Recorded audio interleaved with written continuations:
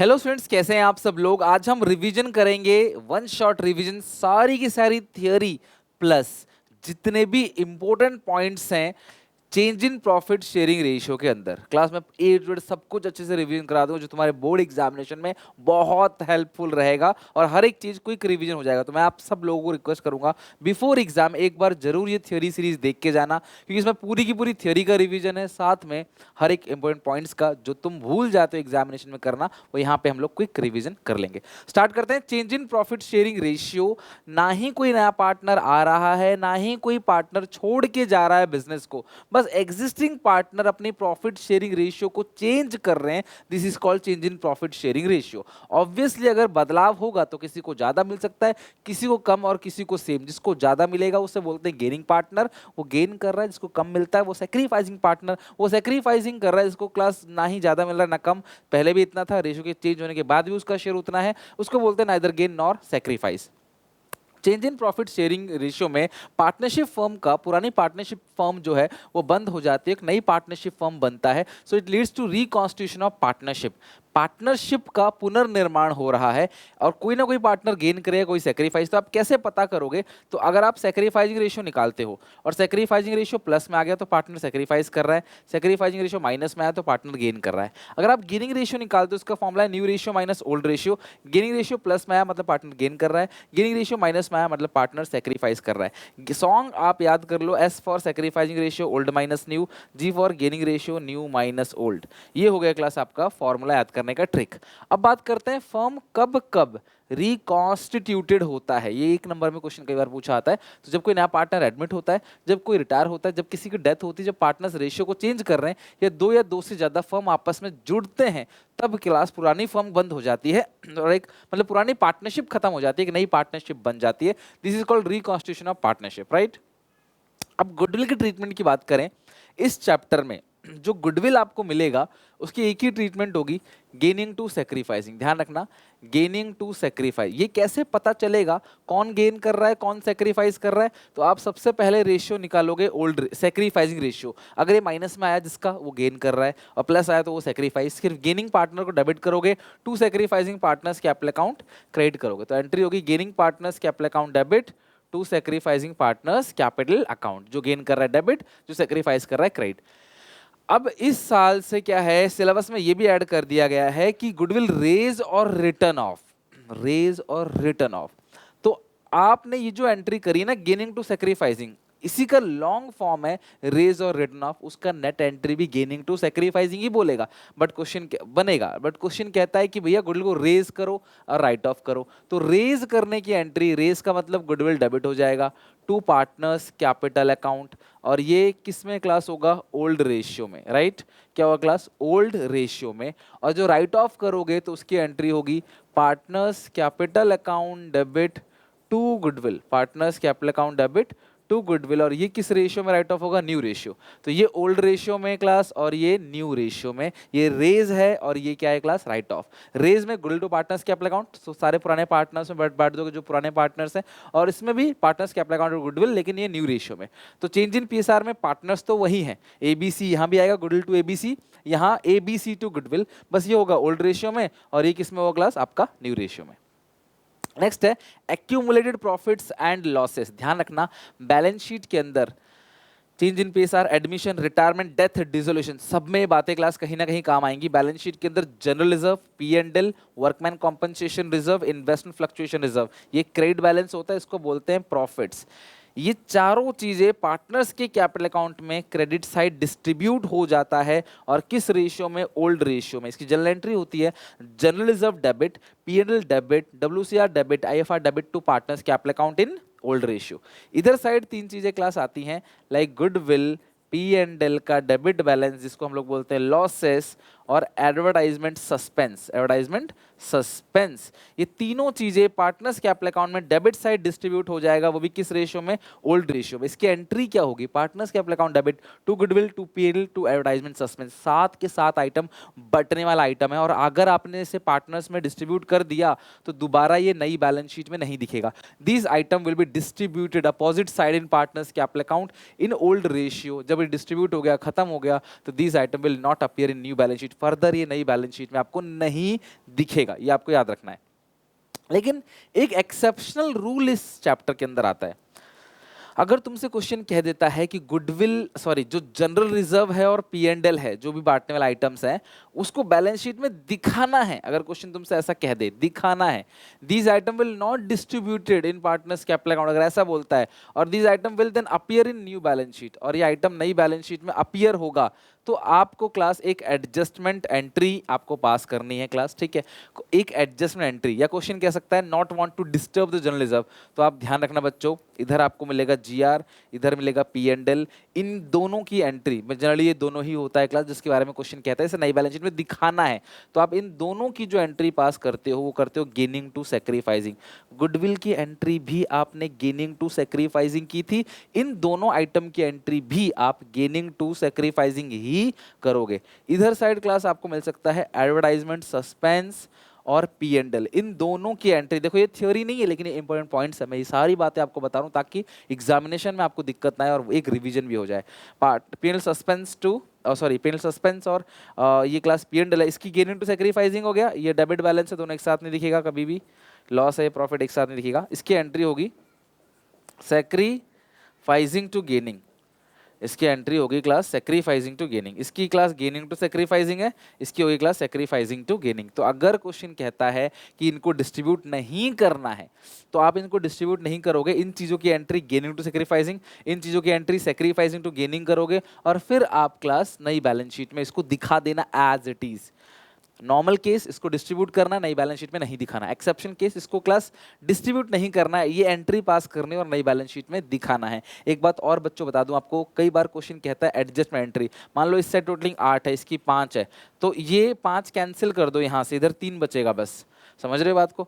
इसको gaining to sacrificing करो 8 से, फिर 5 से सैक्रिफाइसिंग टू गेनिंग, इससे अच्छा माइनस कर दो 5, इधर 3 बचा, सिर्फ इस 3 की एंट्री करो गेनिंग टू सैक्रिफाइसिंग। मान लो इधर 10 है और इधर 12 है, तो ये 10 छोटा एक खत्म हो जाएगा, इधर 2 बचेगा, इस 2 की एंट्री होगी सैक्रिफाइसिंग टू गेनिंग। ऐसा क्वेश्चन भी पूछा आता है, ध्यान रखना। अगर do not want to disturb the general reserve लिखा है तो गेनिंग टू सैक्रिफाइसिंग आपको एंट्री करनी पड़ेगी, फिर ये नई बैलेंस शीट में चीजें नहीं दिखेंगी आपको।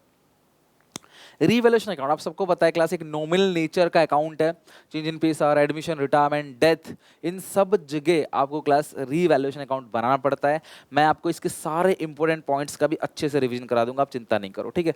तो जो रीवैल्यूएशन अकाउंट है इसके अंदर क्या होता है, आफ्टर ऑल्टर वैल्यू और न्यू वैल्यू और रिवाइज वैल्यू, रीवैल्यूएशन अकाउंट जब बनाते हो ना क्लास, तो इसका फॉर्मेट देखो कुछ इस तरीके से है। ये इसका नेचर ध्यान रखना, नॉमिनल अकाउंट है, और ये क्लास बेसिकली जो रीवैल्यूएशन अकाउंट है इसको जिसको बेसिकली एक और नाम भी देते हैं, जो रीवैल्यूएशन अकाउंट है इसको बोलते हैं profit and loss adjustment account, right, profit and loss adjustment account. और इसके अंदर डेबिट साइड काफी सारी चीजें रहती हैं, घाटा, लायबिलिटी बढ़ेगी तो घाटा, असेट घटेगा तो घाटा, अनरिकॉर्डेड लायबिलिटी तो घाटा। क्रेडिट साइड सारा फायदा का साइड है, लाइक लायबिलिटी घटेगी तो फायदा, असेट बढ़ेगा तो फायदा, अनरिकॉर्डेड असेट होगा तो फायदा। फिर आप इसको ऐड करो, इसे घटाओ, इधर जो बचेगा बैलेंस उसको बोलते हैं रीवैल्यूएशन लॉस, इसे ऐड करो, इधर घटाओ, जो इधर बैलेंस बचेगा उसको बोलते हैं क्लास रीवैल्यूएशन गेन। और ये ओल्ड रेशियो में डिस्ट्रीब्यूट होता है पूरे सिलेबस के अंदर, एडमिशन में, रिटायरमेंट में, डेथ में, चेंज इन पीएसआर में, रीवैल्यूएशन गेन और लॉस जो भी है वो ओल्ड रेशियो में डिस्ट्रीब्यूट होता है। बांटने वाले जितने भी आइटम है, GR, P&L, WCR, IFR, goodwill, P&L, advertisement, suspense, वो सारी चीजें ओल्ड रेशियो में पड़ता है। इतनी फास्ट रिवीजन इसलिए करा रहा हूँ क्योंकि एग्जामिनेशन क्लोज है, इसीलिए क्लास अब धड़ल्ले से रिवीजन होना चाहिए फास्ट, तभी आपका एक कनेक्टिविटी बढ़ेगी और क्लास आप इस जो है एक तरीके से लय में अच्छे से रिवीजन कर लोगे। नॉर्मली अगर मैं तुम्हें रीवैल्यूएशन अकाउंट की बात करूं तो रीवैल्यूएशन अकाउंट में जो गेन और लॉस है, मान लो ये गेन है, इसकी एंट्री क्या होगी, revaluation account debit to A to B to C old ratio में। लॉस की एंट्री क्या होगी, A debit, B debit, C debit to revaluation account. और नई बैलेंस शीट में ऑल्टर वैल्यू आती है, नई वैल्यू हम नई बैलेंस शीट में दिखाते हैं। Alter value, new value, revised value will appear in new balance sheet. Normally होता क्या है क्लास, बिल्डिंग 50 लाख की थी, बढ़ के 60 हो गया, 10 लाख रुपए रीवैल्यूएशन में और 60 लाख रुपए नई बैलेंस शीट में। जो भी असेट लायबिलिटी की वैल्यू बढ़ा है, घटा है, वो रीवैल्यूएशन में आता है, और जो करंट वैल्यू है, न्यू वैल्यू है, वो नई बैलेंस शीट में दिख जाता है। बट अगर क्वेश्चन तुमसे ये कहता है कि old value will continue in the books, exception case, alter value, new value, revised value will not appear in the new balance sheet, या old value will continue in the books, या pass an adjustment entry, तब revaluation का जो gain हो रहा है इसकी entry आप करोगे gaining partners capital account debit to sacrificing partners capital account, और जो रीवैल्यूएशन का लॉस है उसकी एंट्री आप पास करोगे sacrificing partners capital account debit to gaining partner. Gain की गेनिंग टू सेक्रीफाइसिंग, लॉस की सेक्रीफाइसिंग टू गेनिंग, आप ये एंट्री पास करोगे। ये एक्सेप्शनल रूल है, ध्यान रखना। तब पुरानी वैल्यू ही बुक्स में दिखाना है। बिल्डिंग 50 लाख की थी, 10 लाख से बढ़ गया 60 हो गया, लेकिन तुमको अगर तुमने ये एंट्री पास करी गेन की गेनिंग टू सेक्रीफाइसिंग या लॉस की सेक्रीफाइसिंग टू गेनिंग, तब आपको बैलेंस शीट में पुरानी ही वैल्यू दिखाना है, आपको 50 लाख ही बुक में दिखाना है। ये बात आप ध्यान रखना। Treatment of workman compensation with journal entry, WCR, IFR, ये दोनों ऐसी चीजें हैं क्लास जो तुम्हें हर एक चैप्टर में आगे काम आएंगे। बहुत अच्छे से इसको समझना ताकि तुम्हें कहीं भी आगे दिक्कत ना आए।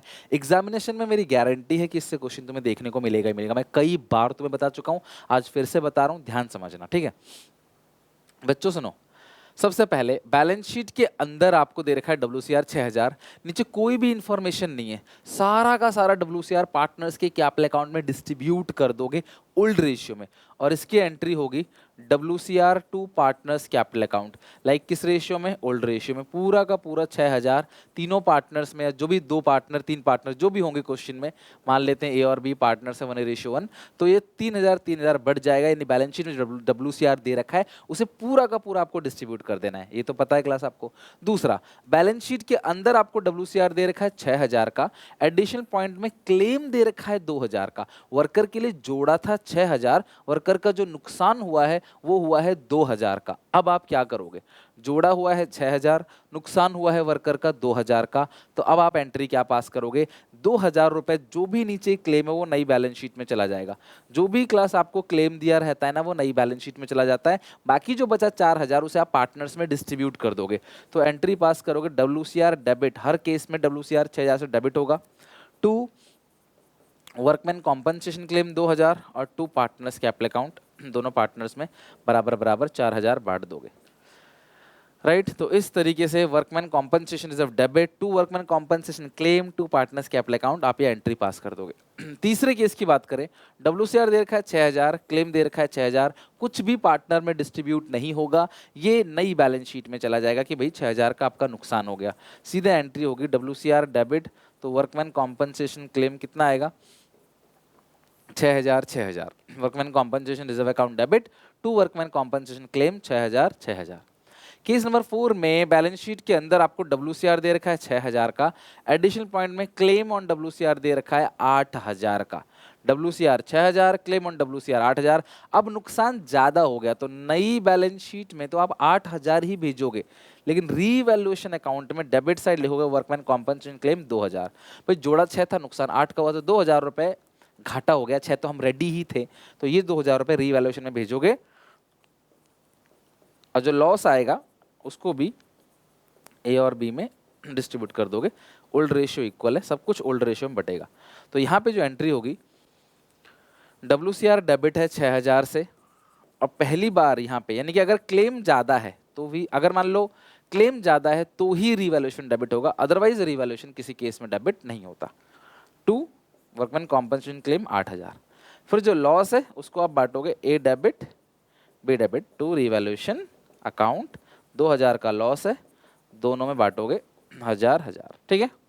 नेक्स्ट, WCR ऊपर है ही नहीं, क्लेम 6000 का है, तो पूरा 6000 रीवैल्यूएशन में debit side, to workman compensation claim 6000, पूरा का पूरा 6000 आप रीवैल्यूएशन में डेबिट साइड भेज दोगे। तो आप जो एंट्री करोगे आप वो करोगे revaluation account debit to workman compensation claim 6000। फिर अब इस लॉस, ये जो 6000 का लॉस है वो बाई साइड लिखोगे ना, by revaluation loss transfer to A और B। ये सब रफ में कर रहा हूँ मैं तुमको समझाने के लिए कि एंट्री बनी कैसे है। लॉस की एंट्री क्या करोगे? A B to revaluation account, A debit B debit to revaluation account. कितना कितना है क्लास? 3000 और ये 6000। तो ये है क्लास सारे के सारे वर्कमैन कॉम्पनसेशन रिजर्व WCR के A to Z सारे के सारे केसेस। इन केसेस को आपने बहुत अच्छे से ध्यान रखना है क्योंकि इनसे क्लास एग्जामिनेशन में क्वेश्चन पूछा जाएगा। अब बात करते हैं इन्वेस्टमेंट फ्लक्चुएशन रिजर्व। वर्कर के लिए आप जोड़ते हो क्लास मतलब कि कुछ पैसे जोड़ते हो कि कुछ अनहैपनिंग हो जाए, कुछ वर्कर का नुकसान हो जाए, तो उसको क्लास आप भरपाई करोगे। उसी तरीके से अगर हमारी कल को इन्वेस्टमेंट की वैल्यू कम हो जाए, हमने कहीं इन्वेस्ट कर रखा है, कल को कुछ ऐसा हो कि हमारी इन्वेस्टमेंट की वैल्यू कम हो जाए, हमें झटका लगे, शॉक लगे, तो हम पहले से क्लास कुछ रिजर्व बना के चलते हैं जिसको बोलते हैं इन्वेस्टमेंट फ्लक्चुएशन रिजर्व। जैसे हमारे पहला केस है, हमारे पास 50,000 की इन्वेस्टमेंट है, हमने रिजर्व बना रखा है 5,000 का। एडिशन इन्फॉर्मेशन में कोई भी इन्फॉर्मेशन नहीं दे रखी है, लिखा है क्वेश्चन में कि market value of investment 50,000। Investment की जो मार्केट वैल्यू है वो कितनी है क्लास आपकी? 50,000। इन्वेस्टमेंट की मार्केट वैल्यू कितनी है? 50,000।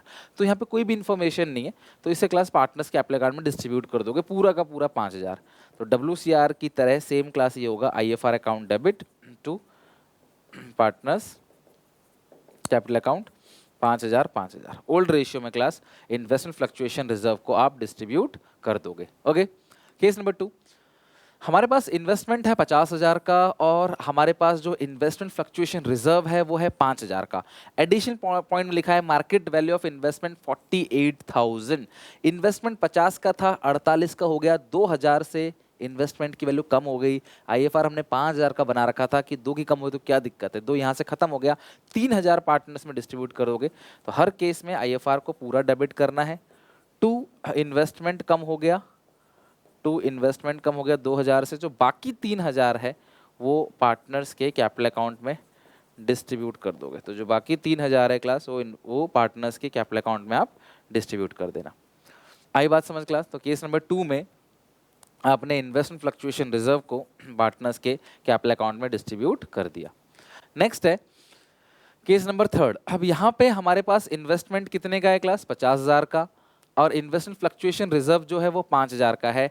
एडिशनल पॉइंट में लिखा हुआ है class market value of investment 45,000। जो मार्केट वैल्यू है इन्वेस्टमेंट का वो कितने का है क्लास? 45,000 का मार्केट वैल्यू है। अब सारे बच्चे ध्यान समझना, इन्वेस्टमेंट 50 था, मार्केट वैल्यू 45 हो गया, तो 5,000 से कम हो गया, तो IFR आपने पूरा का पूरा बनाया था, वो IFR पूरा खत्म हो गया। रीवैल्यूएशन में कुछ नहीं जाएगा, पार्टनर्स कैपिटल अकाउंट में कुछ नहीं जाएगा, पूरा IFR का इस्तेमाल कर लिया। यानी जो पूरा IFR था 5,000 का, उसको टू इन्वेस्टमेंट में 5,000, ठीक है। IFR account debit to investment account 5,000 5,000, आप ये एंट्री पास कर दोगे थर्ड वाले केस में। और इन्वेस्टमेंट की मार्केट वैल्यू जितनी भी नीचे दी होगी, न्यू बैलेंस शीट में उतना ही दिखाओगे। तो नई बैलेंस शीट में जो इन्वेस्टमेंट दिखेगा एसेट साइड, वो 45 का दिखेगा। हालांकि 5 का नुकसान हुआ है, इन्वेस्टमेंट की वैल्यू कम हुई है, लेकिन वो रीवैल्यूएशन में नहीं जाएगा क्योंकि आपके पास पहले से रिजर्व पड़ा हुआ है, आप उस रिजर्व से उसको यूज कर लोगे। केस नंबर 4, अब यहाँ पे इन्वेस्टमेंट है 50,000 का, मार्केट वैल्यू सिर्फ और सिर्फ 40,000 की है। 10,000 रुपए से मार्केट वैल्यू कम हो गई है। हमने बना रखा था IFR 5,000, लेकिन अभी भी हमें 5,000 रुपए का नुकसान है, तो उसको डेबिट साइड लिखेंगे। 10 का नुकसान नहीं है, नुकसान तो सिर्फ 5,000 का है। ये 5 यहाँ लिख दो, ये 5 यहाँ लिख दो, और ये लॉस है, रिवैल्यूएशन लॉस A और B दोनों पार्टनर्स बराबर बराबर, ऐसा मैं अज्यूम कर रहा था, 2500 2500। तो आप सबसे पहले एंट्री तो यही करोगे, IFR account debit 5,000, revaluation account debit 5,000, to investments 10,000, to investments 10,000। IFR 5,000, revaluation account 5,000, to investments 10,000, ठीक है। अब इसके बाद क्लास आप एक और एंट्री पास करोगे इस लॉस की। तो लॉस की एंट्री क्या होगी? A debit, B debit, to revaluation account 2500 2500 और 5,000, being revaluation loss debited to partners capital account, being IFR, being adjustment made for investment fluctuation reserve. तो नरेशन में क्या, जो चीज हो रही है वही लिख देना है आपको, अलग से कुछ लिखने की जरूरत है ही नहीं। एक केस और है, इन्वेस्टमेंट 50,000 का है, बढ़ के 60 हो गया, और ये IFR 5,000 का है। सबसे पहली बात बेटा, ये तो IFR पूरा का पूरा डिस्ट्रीब्यूट हो जाएगा क्योंकि IFR आपने बनाया था, लेकिन इन्वेस्टमेंट की वैल्यू कम नहीं हुई। तो बिल्कुल पहले केस की तरह IFR to partners capital account पूरा का पूरा आपने डिस्ट्रीब्यूट कर देना है। और उसके बाद अब जो इन्वेस्टमेंट की वैल्यू बढ़ गई है, तो फायदा, और फायदा किधर आएगा? बाई इन्वेस्टमेंट 10,000, फायदा हो गया 10,000 का, टोटल करोगे 10,000 का, टोटल करोगे 10,000 का, इधर लिख दोगे 10,000, किस किस में आएगा? A में और B में, मतलब 5,000 5,000। तो आप इसकी एंट्री क्या करोगे, पहले एंट्री होगी इन्वेस्टमेंट डेबिट होगा, अभी तक हर जगह इन्वेस्टमेंट क्रेडिट हो रहा था, पहली बार इन्वेस्टमेंट डेबिट होगा। अभी तक हर जगह से इन्वेस्टमेंट क्रेडिट हो रहा था, अब इन्वेस्टमेंट डेबिट होगा टू रीवैल्यूएशन अकाउंट 10,000। अब ये ए और बी में जो जाएगा क्लास की एंट्री होगी revaluation account debit to A to B, ये फायदा हो गया 10,000 का, दोनों पार्टनर्स में 5,000 5,000। इसके कॉन्सेप्ट को रट्टा नहीं मारना, मैंने तुम्हें बहुत बार ये सब कराया है, तुम्हें इसके कॉन्सेप्ट को समझना है अच्छे से। अगर तुम अच्छे से समझ लोगे तो तुम्हें आराम से ये चैप्टर जो है, मतलब ये कॉन्सेप्ट अच्छे से खत्म हो जाएगा, और ये आना है किसी ना किसी चैप्टर से तो जरूर पूछा जाएगा, ठीक है। तो यहाँ पे ये चैप्टर का रिविजन खत्म हो गया।